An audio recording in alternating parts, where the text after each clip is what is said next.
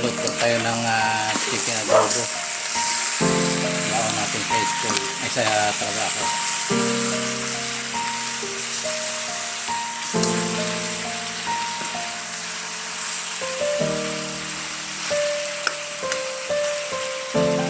Hinayaan muna natin siyang masangkot sa bago natin silagyan ng konting-konting sabaw.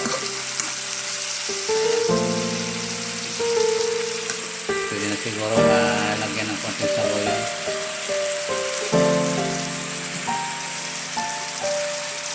Lagyan na natin ng konting-konting sabaw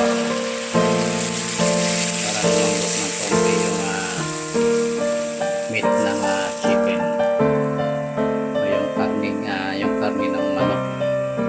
Ayan, takpan muna natin, balikan na lang natin siya mamaya. Luto na tayo ang ating adobong manok, chicken adobo. Ayan ang baon natin sa trabaho sa buong isang linggo. Yummy yummy, sarap sarap.